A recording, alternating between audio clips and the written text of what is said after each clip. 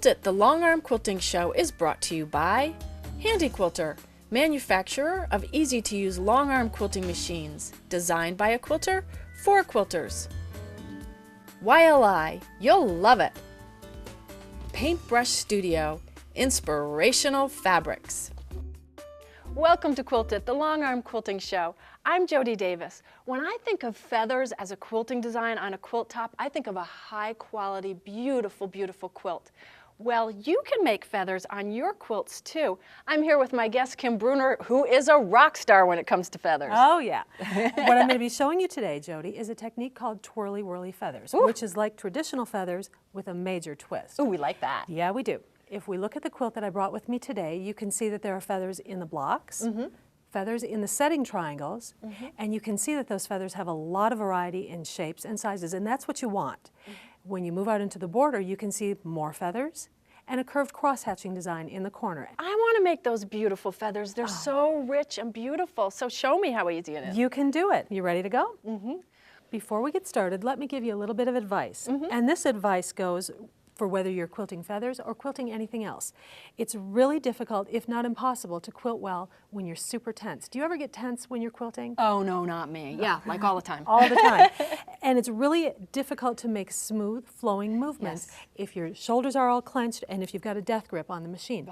All you need to do is grasp it firmly, but in a relaxed fashion. Drop your shoulders and remember to breathe, and your movements will be much more flowing and much more successful. You'll be a much better quilter. So maybe we need to do yoga quilting. That would be a good idea. There we go.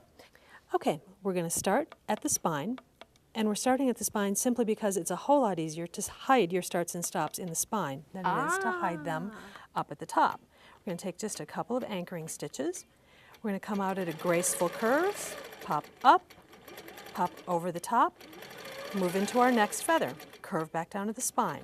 Come back out, up, over, curve back in. Now question, Kim, where you've gone back over, like right in there, it isn't always perfect? No, it's not. If it were perfect, it would be because you have a computer chip installed in your head. You are going to miss your backtracks, and you're going to miss your backtracks a lot. Now, some people feel more comfortable doing feathers on top of the spine. Other people feel more comfortable doing them on the bottom of the spine. Learn in the way that you feel most comfortable. But remember, you have to learn feathers upside down, right side up, off to the side, and back off to the other side. Right. Okay, we'll do two more on the bottom. Down, back, curve back up to the spine. It's a matter of getting that rhythm, isn't it? Yes, it is. And it's also a matter of giving yourself permission to make some mistakes when you're first learning. Now that we've done them on the top and we've done them on the bottom, let's do them together. Okay. Same thing, you're going to come out, pop up over the top, curve back down. And now you have to make the transition in your mind to doing it, flipping it in your mind. Absolutely. Pop right back down to the bottom. Now you've done two top, two bottom, back up to the top, back down to the bottom. Do two more on the bottom, pop over that back track, back into the spine. Very pretty. They do look really cool. They do. don't They look really nice. Yep. Would you like to give it a try? Could I? You can. I'd love Let me get you to. set up. Anytime you get to play with the toys, it's a good thing. It's fun. I'll get you started, so all you have to do is make feathers. Okay. There you go. Okay. So when I start, I'm just hitting the start? Yep, you're hitting the start button. I've already got it set up. My normal speed is 12 stitches per inch. Sometimes when you're using a specialty metallic thread or a variegated thread, you might want to lower those stitches per inch just to allow the longer stitches to show off your thread a little Okay, bit more. yes. But you'd be able to see that as soon as you started quilting. You need to do the, whoops, mine's a little big. That's okay. And then where do I go from here? There. Curving back down. Remember to curve in. Yep. And now from here, I go Curve down out. here. Repeat that. Now maybe I can. Backtrack and curve into the next feather. Now pop back up to the top. Curve out, up and over. Backtrack, then go like Curve this. back It's down. all the rhythm thing. Yeah. You're doing really good. Getting there. Pop back into the next one. And now we're in the curve back center. into the spine. Hit stop. There we go. That was fun. I didn't do so bad for a first time. That's right, and you didn't even cry, so you're good to go. No crying with quilting. No crying. There is no crying in baseball or quilting. Now let me show you a couple things that when you're first getting started, you really want to focus on working on. I'm going to switch places with you. Okay. And this is a really common mistake for new quilters. You came out and you turned north instead of curving north. And what ends up happening is all of your feathers look like little buildings in a row. You came out, you went straight up. Yep. So what you want to focus on is curving up and over and curving back down. Curve out of the spine and come back into the spine at the same angle. Does that make sense? It does. Perfect. Now that we've learned how to do them on the top and the bottom, we'll move right over here, and I'm going to show you how to do them with no spine. No spine. Whoa. Spineless Racy. feathers. We will do spine-free feathering. And when would you use the spine-free feathering? Perhaps if you were using a thicker thread that you would get a whole lot of buildup at the spine. Okay. You don't want real spiny looking feathers. You want pretty feathers that aren't too heavily stitched in the spine. Okay, I'm going to do a couple of locking stitches to get me started. The technique is exactly the same as what we just did.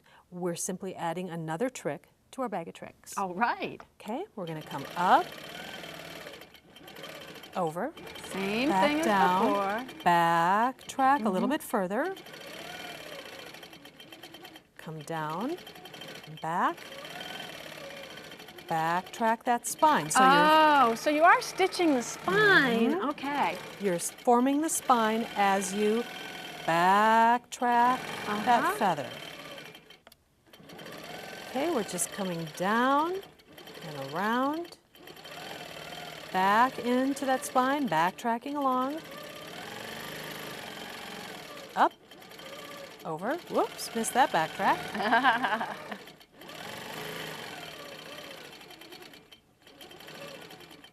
That one was perfect. There we go.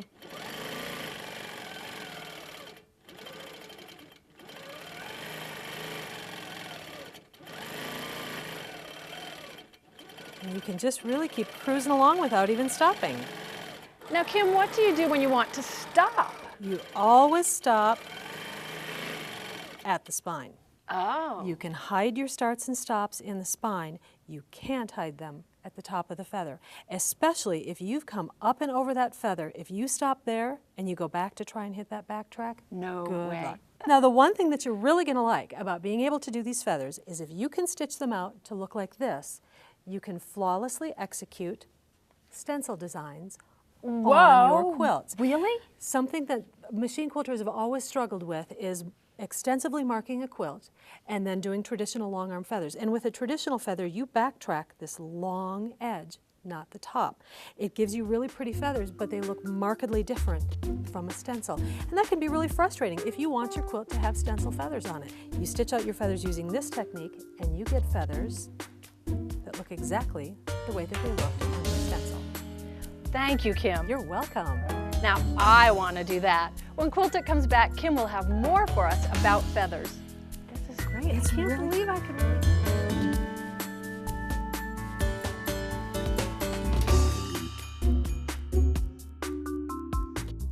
We are the Handy Quilter Studio educators, and we want you to know why we love our Handy Quilter quilting machines. Handy Quilter quilting machines are innovative. Check out the color touch screens, 2 kinds of stitch regulation, and computer-guided quilting. Handy Quilter quilting machines are intuitive and easy to use, and they come in a size that fits your quilting style. Handy Quilter offers training, service, and ongoing education. We care about your quilting experience. Handy Quilter quilting machines are designed by a quilter for quilters. We'll be at a quilt shop near you or a show. Come give one a test drive. To learn more, call or click for a free demo DVD or Follow the truck to Handy Quilter. You should choose the best thread for your quilt because you're making an heirloom that will last for years. YLI makes thread for every need. Choose YLI's Long Arm Pro thread and YLI Machine Quilting thread for your long arm quilting projects. Both are 40 weight and come in gorgeous solid and variegated colors. For a different look, try YLI Fine Metallic or YLI Silk 100 Thread in solid or variegated colors. Both perfect choices for long arm machines. YLI Thread, we designed it for you. Paintbrush Studios brings the high quality and experience of a 40-year-old fabric company and a friendly Midwestern attitude to your local quilt shop with our exclusive fabric lines. From the staple group of blenders to the exciting new collections introduced each season, Paintbrush Studios fabrics are created with the quilt maker in mind. Visit the Paintbrush Studios website to download the free pattern for Crystal Rainbow and create your own treasure. For information on how to sign up for this and future episodes, visit qnntv.com.